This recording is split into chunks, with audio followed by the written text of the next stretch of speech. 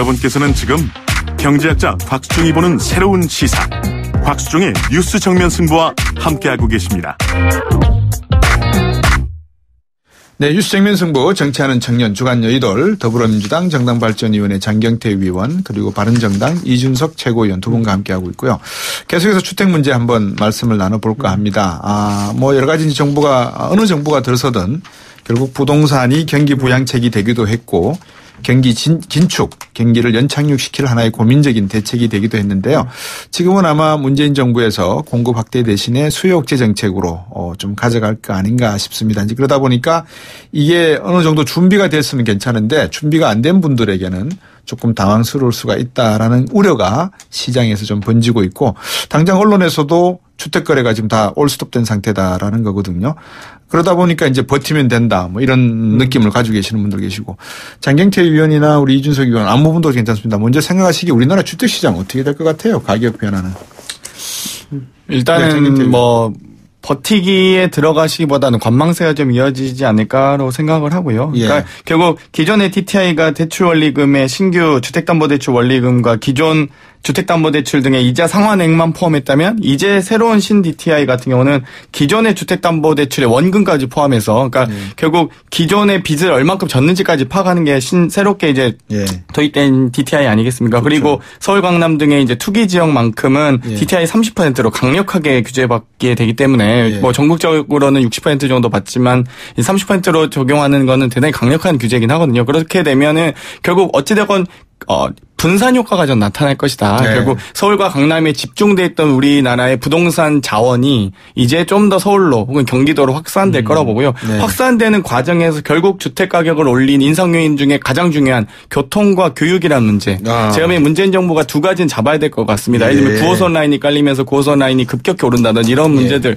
그러니까 교통의 편리성을 제공하면 보장하면 주택 가격이 오를 수밖에 없고 또 좋은 교육 학군을 갖추면 주택 가격이 오를 수밖에 없는데 두 가지의 대안을 마련하는 정부 정책이 나와주면 후속적으로 나와주면 제가 보면 주택 경기를 잡을 수 있다 이렇게 보고 있습니다. 저는 대통령께서 공약하신 것 중에 도시재생 뉴딜 사업 하겠다라는 거에 좀 관심을 이제 갖게 됐는데 사실 이 부분이 굉장히 중요한 게 지금 우리나라는 사실 노후주택에 대한 대처를 미리 하지 못하고 보통 공급이 필요하면 오히려 신도시를 이제 외곽에 짓는 형태로 이제 대응을 해왔거든요.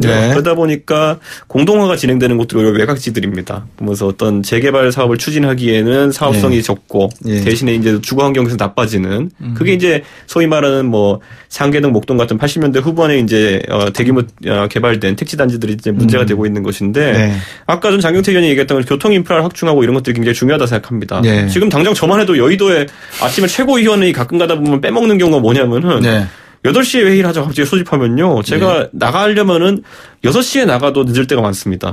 그 정도 6시부터 길이 막히는 동네에서 산다는 것이 사실은 그게 뭐 가능하고 또 억지로 거기 살아야 되는 경우도 있지만은 다만 대부분의 직장인들은 그것보다 나은 환경을 원하거든요. 교통 인프라라든지 이런 것들. 그런데 아까 말했듯이 최근 한 15년 동안 교통 인프라라는 거는 경기 남부의 지역과 강남 등의 지역에 집중되어 있고 향후 계획도 살펴보면 우리 잘 알고 있지만은 최근에 강남에 이제 서울시에서 발표한 게 뭐냐면은 영동대로를 지화하고 그 밑에다가 철도 노선 5개를 집어넣겠다. 뭐 이런 거 나왔잖아요. 그렇죠. 근데 그런 계획 같은 거는 더욱더 인프라를 강남 쪽으로 집중시키는 정치 때문에 저는 이 부분에 대해 가지고 좀 균형감을 발휘해서 좀 지금 서울이 계속 문제가 되고 있는데 서울에서도 다른 곳에서도 접근성을 강화할 수 있게 하는 것이 굉장히 중요하다 이런 생각하게 됩니다. 과거에 아까 제가 말했던 것처럼 과거에 상계동과 대치동이 집값이 똑같았던 이유는 뭐냐면요. 하나는 4호선 끝이고 하나는 3호선 끝이기 때문에 참 공평했기 때문에 출퇴근하기 편했기 때문에 그런 거거든요. 근데 지금은 그 사이에 어떤 동네는 정체되고 어떤 동네는 뭐 철도가 5개 더 깔린다고 하니까 뭐 이런 건 확실한 차별이죠, 그거는. 그렇죠. 국가 전체를 놓고 보면 KTX가 놓이면서 지방에 있던 돈들이 다 서울로 집중이 되고 그죠? 그다음에 그 돈이 서울로 모이다 보니까 인재들이 서울로 올 수밖에 없고 좋은 대학 교육기관이 서울에 다 집중돼 있으니까 더욱더 교육 말씀을 하셨으니까 또 그렇게 될 수밖에 없고 교통교육 이게 중요한 하나의 변수인 외에는 틀림이 없는 것 같습니다. 아까 우리 장경태 의원이 어제 정부가 발표한 가계부채 대책 A, B, C, D 이런 그룹을 말씀하셨는데 청취자분들 참고로 말씀을 드리면 A 등급은 신용이 아주 좋은 사람들을 말합니다. 그다음에 B 등급은 신용이 양호한 사람들이 B 등급에 속합니다. 이제 이분들은 연체가 있는 분도 계시고 없는 분도 계십니다. 그렇게 보시면 되고요. 우리나라 인구가 약 5천만이니까 4인 가족 기준으로 하면 언뜻 계산에 1250만 가구를 산정하시면 되고요. A 등급에 속한 가구가 아까 우리 장경태 의원이 소개해 주셨습니다. 약 한 730만 가구 정도. 그리고 B 등급에 속한 가구가 330만 가구. 이 두 가구가 1000만 가구가 조금 넘습니다. 그러다 보니까 대한민국에서 가계대출이 집중되어 있는 곳은 바로 이 정부가 늘 이야기하는 자산이 충분히 크기 때문에 부채는 걱정하지 않아도 된다라고 하는 상태가 양호한 그룹, 아주 좋은 그룹에 집중되어 있고 나머지 C그룹, 조금 상태가 불안한 그룹, 그리고 D그룹, 이 신용 상태가 불능한 그룹, 이분들은 전체 가구에서 한 40만 가구, 한 50만 가구 정도 돼서 크게 비중은 차지하고 있지는 않다. 이렇게 보시면 됩니다. 결국은 이제 대한민국 중산층이다 할 수 있는 A그룹, B그룹인데 이분들을 지켜내야 되지 않겠습니까? 그죠? 그래서 이제 정부가 내놓은 대책 가운데 앞에서 우리 장경태 의원과 이준석 최고위원이 말씀해 주셨습니다. DTI, 소득 대비 부채가 어느 정도 되느냐 이 비율도 고민을 하고 해서 여러 가지 이제 해안을 내놓는 건데 소득을 보고 부채 규모를 따지는 것이 옳은 건지 아니면은 지금 이렇게 가계대출이 많은 게 이명박 박근혜 정부 때 부동산을 경기부양책으로 쓴 거예요. 그러다 보니까 유동성을 돈을 풀면서 자, 돈 빌려 가세요. 돈 장사한 거거든요. 그러면 문제는 돈이 시중에 너무 많다는 거잖아요. 그렇죠. 그럼 이 돈을 줄여나가는 방법은 경제에서는 이자율을 높이라는 거예요.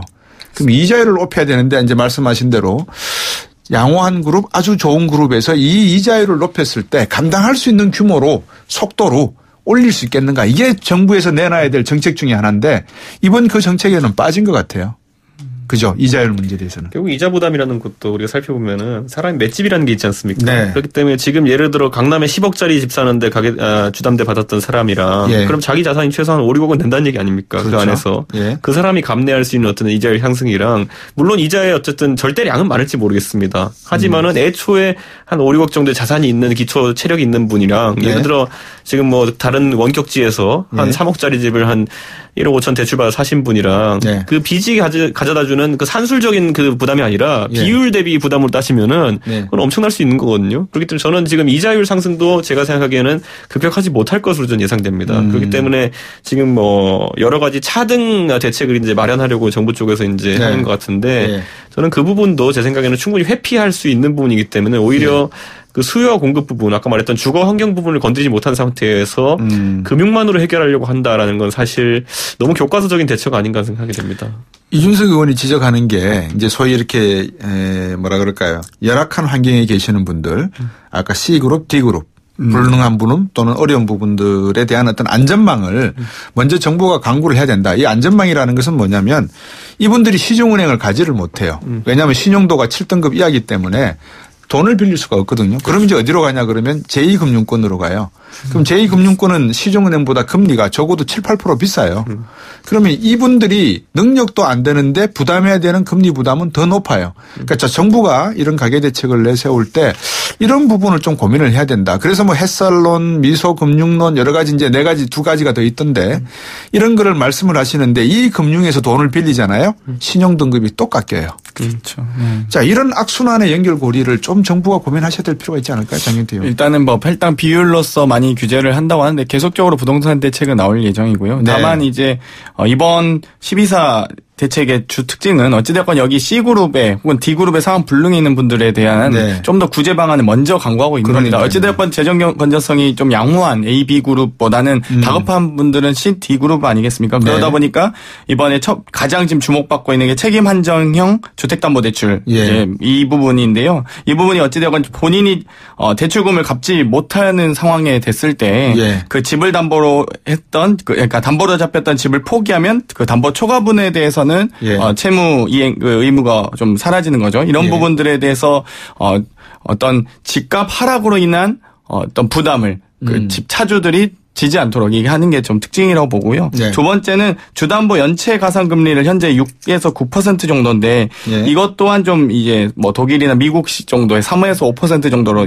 좀 낮추는 방안들도 도입 고려되고 있고요. 예. 또 우대금리의 연 1%대의 신혼부부 특화전세 대출도 출시할 예정입니다. 그래서 네. 이런 신혼부부, 약자 혹은 지금 현재 재정 건전성이 악화된 분들 예. 또 이런 분들에 대해서 또 신용회복 프로그램도 이제 확대되는데요. 예. 이 부분들에 대해서 이자 부담을 2분의 1까지 줄여주고 예. 또 연 이자율 10% 적용받던 채무자가 2년간 성실히 상환하면 8%, 네. 또 4년간 성실히 또 갚으면 6.4% 이율을 계속 낮춰주면서 채무, 그러니까 소위 이제 빚을 갚기 위한 어떤 의지를 좀 더 가질 수 있도록 계속 어떤 뭐 파산한다든지 어떤 경제 활동들을 포기하지 않도록 네. 정부가 나서서 네. 그런 이분들을 좀 보호하겠다는 정책들이 지속적으로 만들어지고 있기 때문에 네. 아마도 여기에 대한 꼭 어떤 이자를 갑자기 급격히 올린다든지 네. 어떤 차주들에게 현재 지금 대출을 받은 분들에게 부담이 될 만한 정책들은 현재 시행하고 있지는 않다라고 네. 보시면 될 것 같고 그거는 결국 시장의 정화작용을 좀 더 기다리고 있다고 보시면 되겠습니다. 그래서 뭐 급격한 정책이라고 보지 않으셨으면 좋겠습니다. 좋은 대목이네요. 시장의 정화작용을 보고 또 후속 대책을 강구하겠다 이 말씀인 것 같은데 앞에서도 제가 말씀드렸지만 이준석 의원 대출 수요가 예. 예를 들어서 지금 그 취약계층 말입니다. 예.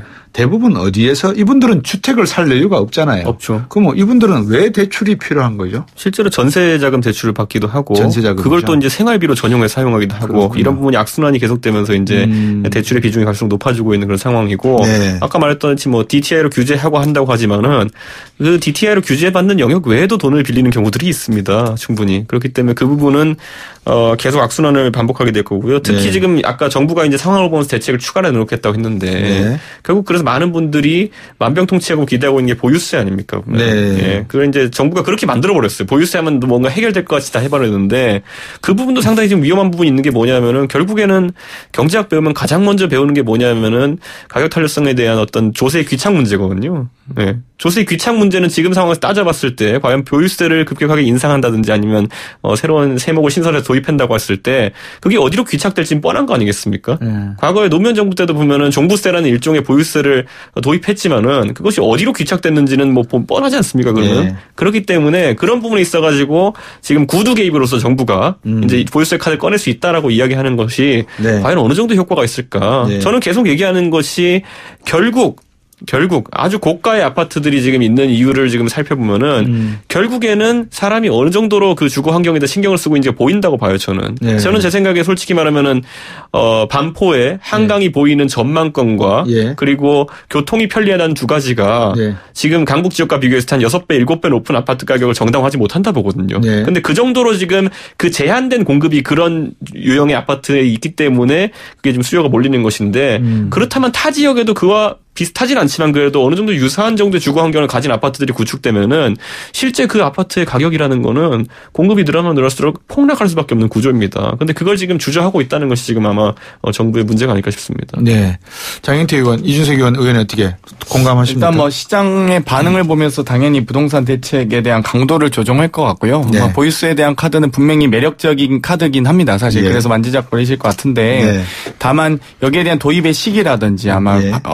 도입의 방법들은 좀 달리 할 것 같고요. 뭐 노무현 정부 때 했던 부동산 대책은 뭐 분명히 의도와 취지는 저는 이제 좋았다고 생각합니다. 물론 이제 시장의 충격이 좀 더 어떤 대응이 좀 더 강력했다라고 보여지고요. 네. 이번엔 아마 그때의 경험치가 있어서 지금 현재 종부세와 다른 형태의 부동산 대책이 나오고 있지 않습니까? 그래서 네. 아마 조금 더 지켜보시면 될 것 같습니다. 이 문제에 대해서 제가 한번 이런 지적을 좀 하고 싶어요. 예를 들면 앞에서도 제가 상환 능력이 아주 좋은 분들, 그다음에 상환 능력이 양호한 분들, 이분들이 대한민국 중산층과 물론 뭐 1%, 0.1%를 포함한 거겠죠.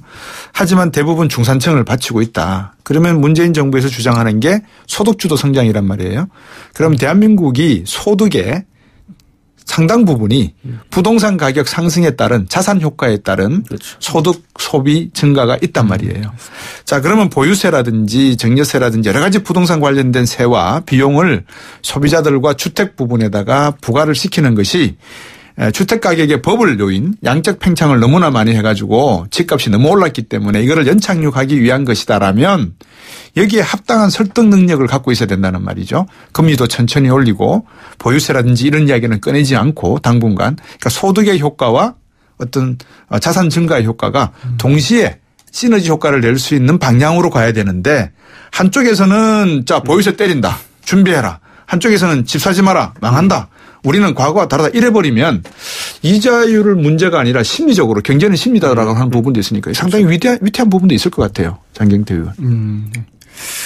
아무래도 이제 소위 이제 노무현 정부 때 부동산 정책이 네. 결국 시장에 돈이 너무 많은데 부동산 규제를 강화하다 보니까 결국 주가가 오르는 그런 방식으로 나타났었잖아요. 네. 그래서 뭐 700포인트에서 1300포인트로 2006년 초에 그랬고 2007년엔 또 1300에서 1800으로 뛰는 한 거의 1년 동안 500% 그러니까 500포인트가 오르는 그런 좀 기현상으로 나타났는데 예. 제가 보기엔 이번에는 그런 방식으로 그러니까 돈이 도망치지 못하도록 돈이 회피하지 못하도록 아마 그런 전략을 많이 쓰고 있으실 것 같고요. 아마 예. 뭐 이번에 아마 시장의 자체적인 정화작용을 정말 기대하시는 것 같아요. 그래서 네. 내년으로 이렇게 좀 더 내년의 전망치를 보면서 아마 네. 부동산 정책을 꺼내 놓으실 거라고 예상합니다. 이준석 의원. 저는 그런데 아무래도 아까 말했던 것처럼 결국에는 주택 정책의 큰 틀을 바꾼다라는 게 지금 도시재생 정책이라는 것을 제가 살펴보면 흥미를 끄는 부분들이 있습니다. 그런데 네. 아까 얘기했던 것처럼 구조적으로 이제 그 주택 가격에 영향을 미치는 요인이 몇 가지 있잖아요. 우리 특정할 수 있는 예. 교통, 뭐 환경, 교육 뭐 이런 것들 예. 그런 것들에 대한 투자가 아니라 다른 쪽으로 지금 흘러가고 있다는 것이 약간 우려입니다. 예를 들어 도시재생 사업지구를 정한 곳들을 보면은 예를 들어 30년 동안 20% 이상의 인구가 감소한 지역 뭐 이런 것들인데 거기에 그럼 예를 들어 대표적으로 지금 도시재생 사업 한번 짓겠다는 것들을 보면은 뭐 문화시설을 짓겠다. 그러니까 저희 지역만 옆에 한번 본다 하더라도 갑자기 K-팝 공연장을 짓는 것이 도시재생 사업입니다. 그런데 K-팝 공연장이 저희 동네에 들어온다고 제 생각에는 뭐 주거 환경이 나아진다고 보진 않습니다. 특정해서. 그럼 그런 것처럼 아까 말한 어떤 주요 인프라들 예를 들어 교통이라든지 아니면 교육 인프라에 대한 투자 없이 뭔가 그냥 뭐 문화는 약간 좀 잘 보이기 위한 그런 투자로서 도시재생을 할 수 있다고 생각하면은 제 생각 위험하고 가장 대표적인 게 뭐 서울역에 그거 뭐 깐다고 해가지고 그 동네 살아나겠습니까? 서울역에다 무슨 뭐 그 다리에다가 뭘 만들어 놓고 한다고 해가지고 7080인가요? 뭐 신발을 뭐 전심을 만든다고 해가지고 살아나겠습니까? 좀 우리 실제로 서민들이 생각했을 때 주거 환경 영향을 크게 미치는 요소들에 대해 가지고 투자를 해야 된다고 생각합니다. 자, 30초씩 시간을 드릴 테니까 문재인 정부가 과거 노무현 정부의 뭐 전철은 밟지 않겠지만 피하기 위해서 앞으로 부동산 정책은 어떤 방향으로 가면 좋겠는지 정리 좀 해 주시죠. 네, 저는 가계부채 1,400조의 시대는 정말 기형적인 구조라고 생각하고요. 분명히 치료 대상입니다. 결국 더 이상 은행만 배불리는 정책은 재고되어야 되고요. 방금 도시재생의 예를 들었지만 결국 문화시설이나 K-팝 시설 같은 것들이 우범지대를 결국 거리의 미술관으로 바꿨던 덴마크와 스웨덴 혹은 독일의 사례를 비춰봤을 때 저는 충분히 가능성 있는 정책이라고 보고 있고 이런 부분들이 아마도 거리의 미술관과 삶의 질적으로 향상이 되면서 결국 주거 환경도 나아질 거라고 기대합니다. 네, 이준석 씨. 방금 오해가 있을 것 같아서 근데 상계동이나 창동 지역 같은 경우에는 치안이 전국에 제일 좋은 곳입니다. 네, 그리고 뭐 K-팝 공연을 즐기려면은 출퇴근에 가는데 2시간 오는데 2시간 쓰는데 언제 K-팝 공연을 보러 갑니까? 그러니까 그거는 상계동 주민의 삶과 별로 관계가 없고 제 생각에 지금 봤을 때 결국 정부에서 지금 이야기하는 부동산 대책들 과거에 다 써본 것이고요. 이번에는 이걸 한 번에 투입하겠다는 걸 정부의 결정이었거든요. 그런데 과거 같은 실패를 반복하지 않으려면은 수요와 공급 측면을 배제하지 않았으면 좋겠고 무엇보다도 가계부채 문제를 가장 쉽게 해결하고 싶은 정부 당국자들의 욕심이 부르는 게 뭐냐면은 전세를 잡자예요. 우리가 살면서 빚내는 가장 큰 요인이 뭡니까? 주거비용 때문에 빚내는 거 아닙니까? 그걸 줄여서 통계를 왜곡시켜 보려는 그런 의도가 있다면은 그런 방법보다는 근본적인 어떤 주거 문제 해결의 방향으로 잡았으면 좋겠습니다. 8230번님 그린벨트를 조금 해제하더라도 입지 조건 좋은 곳에 임대주택 많이 공급했으면 좋겠습니다. 좋죠. 정치하는 청년 주간여의돌 더불어민주당 정당발전위원회 장경태 의원 바른정당 이준석 최고위원과 했습니다. 오늘도 좋은 말씀 잘 들었습니다. 고맙습니다. 네, 감사합니다. 내일 다시 뵙겠습니다. 박수영이었습니다. 고맙습니다.